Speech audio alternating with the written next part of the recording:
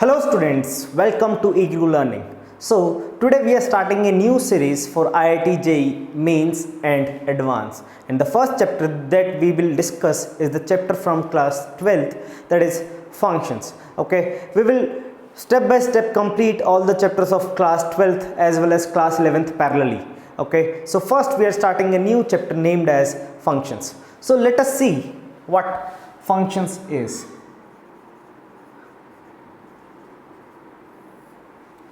Okay so पहले हम बात कर लेते हैं फंक्शन है क्या actually.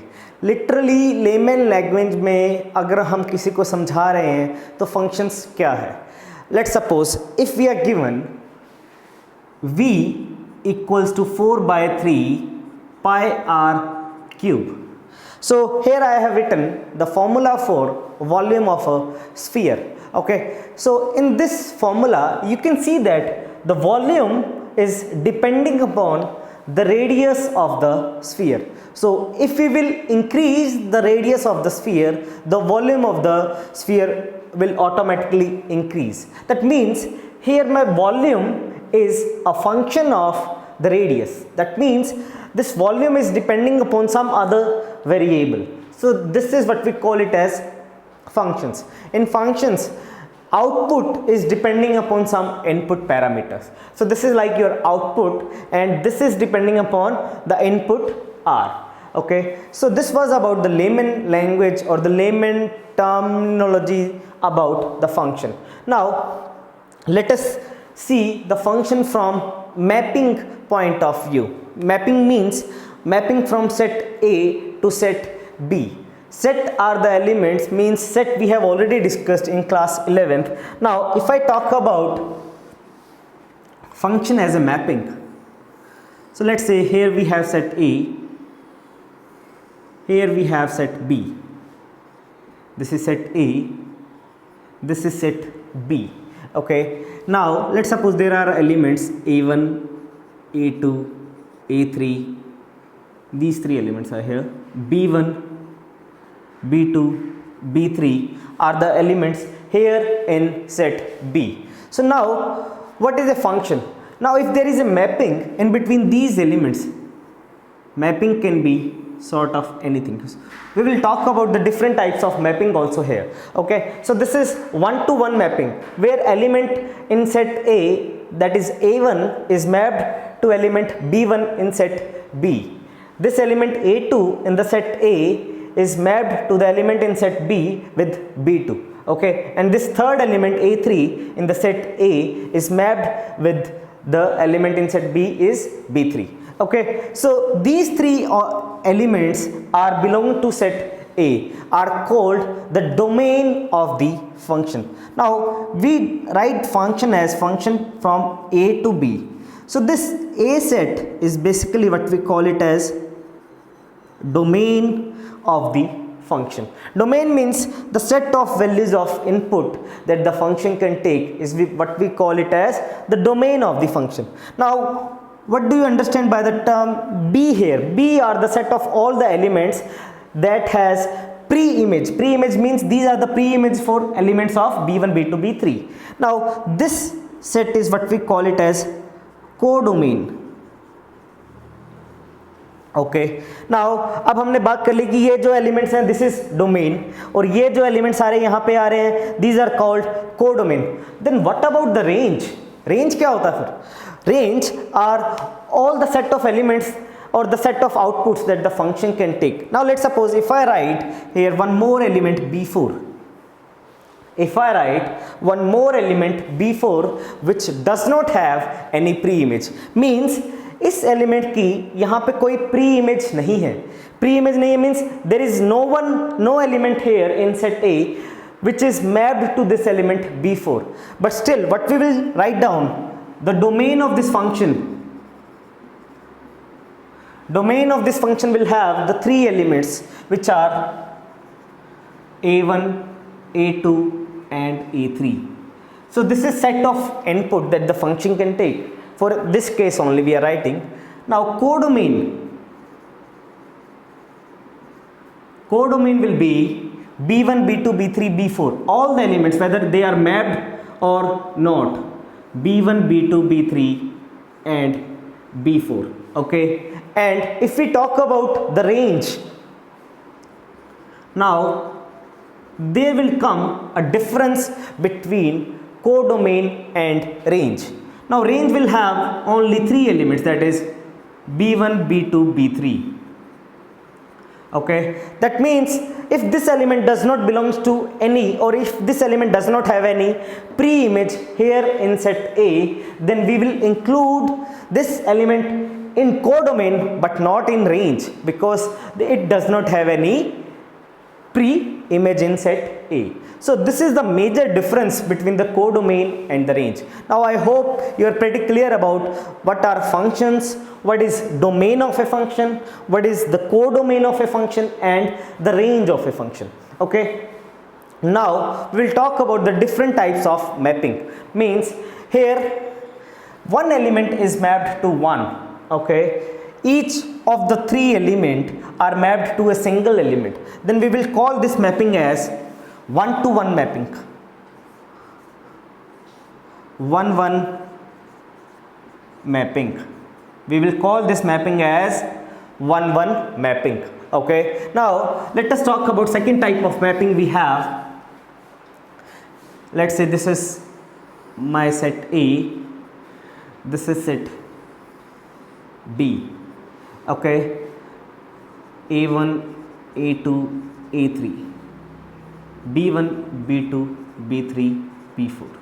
Okay, one more thing important to note about here is that this element will have only one image in set B. This cannot have the two images.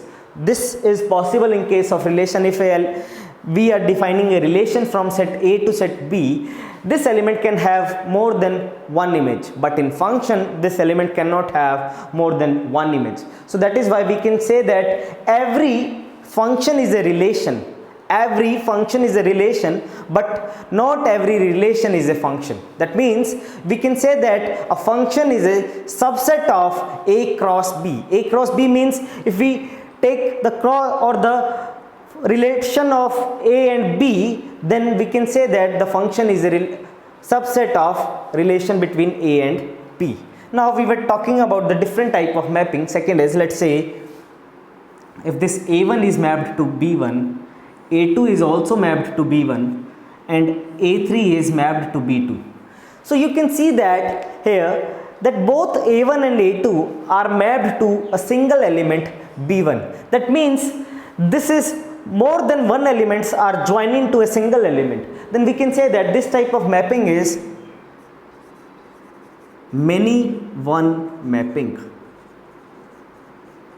Means here many inputs are joining or combining to a single output, many to one. Okay, this can also be a function. Okay, till the time each and every element in set A is mapped to the elements in set B, we will say that this is a function. Okay, now let us talk about the third type of mapping we have.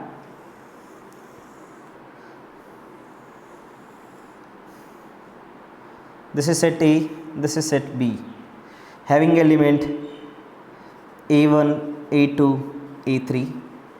It is having element B1, B2 and B3. Okay, now this can also be the case when all the elements are mapped to a single element. Okay, this is also another example of many one mapping. But let's suppose if there is a mapping given to you like this, A1 is mapped to this and A1 is also mapped to this. So this is the case when A1 has more than one image. So I have already told you this is not the function. So you cannot say that any single element in the domain will have more than one output in codomain. Okay, that means this is not a function. These type of functions are not possible. This is even not a function. Okay, now let's talk about this A1 B1, A2 B1 and A3 B1. That means the all elements in the domain are mapped to a single element in the codomain. Now if I talk about the codomain in this function, that is function from A to B, So the codomain will have all the three elements b1, b2, b3. But now here range would have only one element, that would be b1 only, because all the elements are mapped only to one single element, that is b1. So in this case students, we should write the domain will have all the three elements a1, a2, a3, and range will have only element b1, and codomain will have elements b1, b2, b3. So these are the different types of mapping that we need to discuss in basics of function. Now let us talk about the different type of functions in detail, step by step. So the very first function that we will discuss here is a quadratic function. Okay, so what is a quadratic function?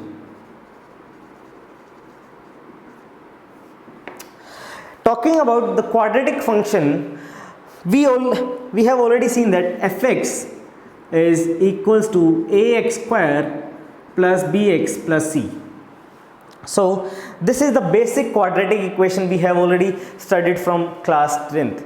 Okay, in this you can see that fx, if I write this equals to y is a function of x which is depending upon these x in or as the input, and where we can write this as a, b, c all belongs to the real numbers, and a cannot be equals to 0. Why a cannot be equals to 0? If a will become equals to 0, that means the coefficient of x square will become equals to 0, and we can say that this will not remains a quadratic equation in that case.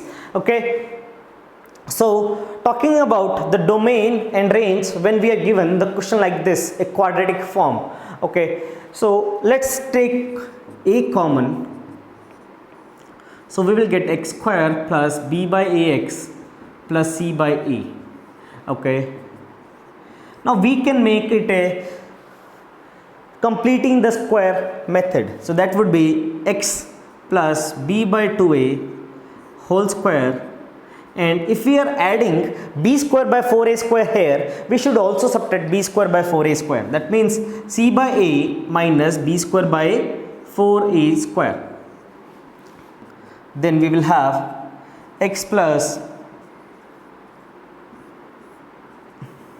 now let's take the LCM 4a square.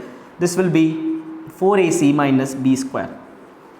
Okay, hence we can further write this as, or if I multiply this with a, this will become x plus b by 2a whole square plus, or if we write this as minus sign here, let's take minus common, b square minus 4ac upon 4a. Okay, that means if I will take x equals to minus b by 2a, the function will take this value. So if I will plot the graph of a quadratic equation, you can see that the vertex point will always have, this is the case when a is positive, because if I am representing the graph opening upwards, this is the case when a of the quadratic equation, that means the coefficient of x square is positive. Okay, and the lowest point is what we call it as vertex, having coordinates as minus b by 2a comma minus d by 4a, where d is the discriminant of the quadratic equation, which is equals to b square minus 4ac. Now if somebody will talk about this range of this function, range of the function when a is positive, we will say that the range will go from minus d by 4a till positive infinity, because this is the lowest point, or this is the lowest value that the function can take. Now what if the case is we have a negative? This point will still remains the same, minus b by 2a comma minus d by 4a. Okay, now in this case, if the question asks about the range of the function, then we can say that the range of this function would be from minus infinity to minus d by 4a. Now let us consider one question based on this.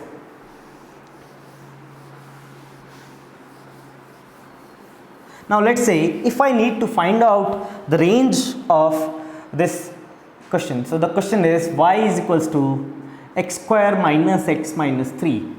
I need to talk about find range of this function. So if I need to find out the range of this function, how we will approach? So first what you need to do is you need to make it as a perfect square. So that is x minus 1 by 2 whole square. Whatever is the coefficient of x, just half it and complete the square method. This is the basic method that we have studied in class 10th also. Okay, x minus 1 by 2 whole square. So I have added 1 by 4 here. I need to subtract 1 by from this also. That means minus 3 plus 1 by 4. Okay, and hence this will remains x minus 1 by 2 whole square minus 11 by 4.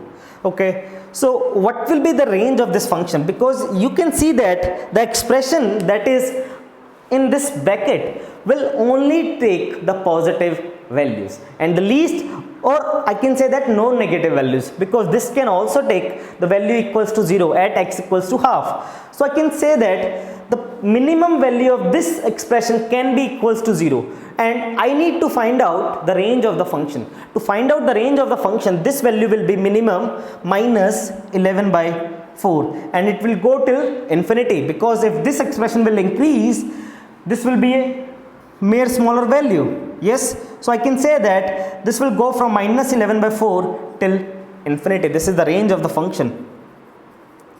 Okay, now if we use the result that we have just derived first, so that was the range should be from minus d by 4a till infinity in this case, because a, which is 1 here, is a positive quantity. That means the graph of the quadratic equation will open upwards. So talking about the range, that should be from minus d by 4a till infinity. So let's talk about the value of d first, that is b square minus 4ac.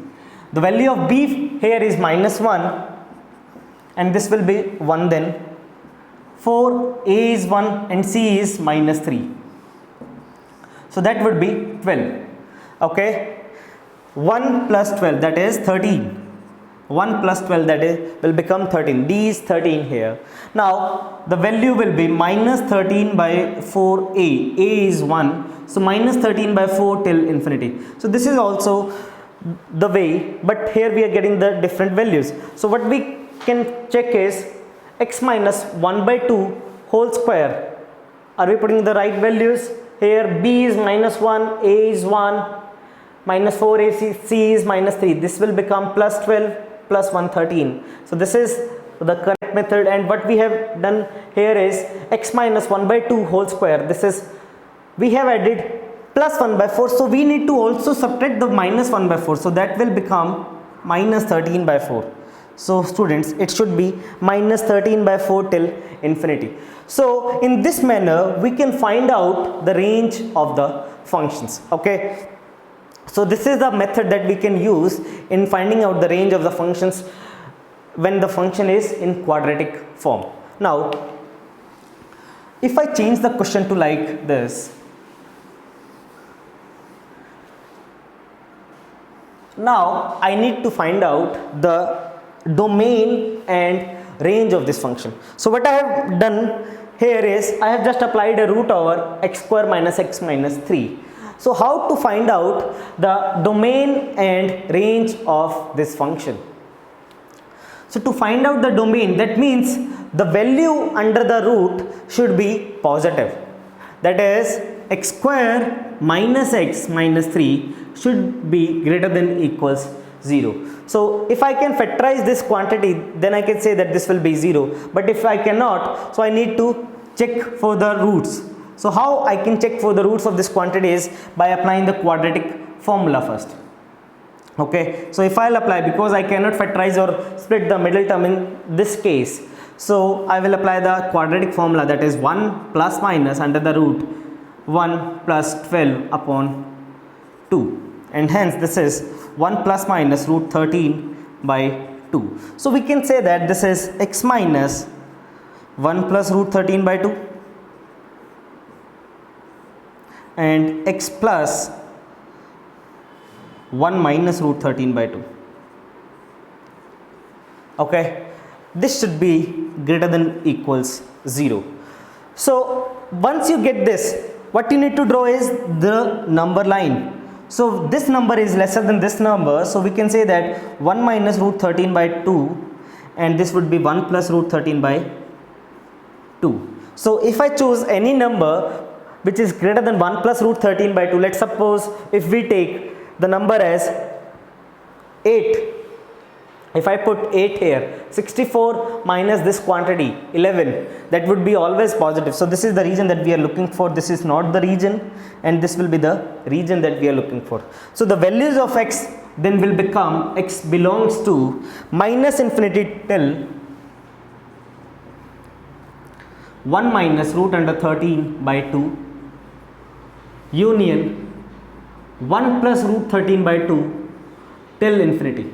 Okay, so this is about the domain of the function. Now if we talk about the range of the functions, so as we have already seen that the range of the inner quantity was from minus 13 by 4 till positive infinity. But now as this quantity is under the root which cannot take the negative values, so what we need to just remove here is the range should now become equals to positive 0, or you can say included 0 till infinity 0, means all the non-negative real numbers. Okay, so this should be the range of this function. Or if you want to find out the range of this function, what you can do is again apply the same method, that is x minus 1 by 2 whole square, and if we have added 1 by 4, so we need to also subtract 1 by 4, that means this will become 13 by 4. Okay, but now this quantity cannot take real values inside, means negative values inside a root, so this should be equals to 0 to take the minimum value. So the range should start from 0 and it can take further any positive real value for this function. So that means the range of this function will become equals to 0 till infinity. Okay, so students, in this lecture we have discussed about the domain, the range, and what is the different type of mappings that we have seen. Okay, and in the comment section I will also give you some questions to attempt on the methods that we have discussed today. So if you attempt these questions and face any difficulty while attempting the question, you can comment there in the comment section and I will take your doubts in the next section. So I hope students you have liked my session. So thank you.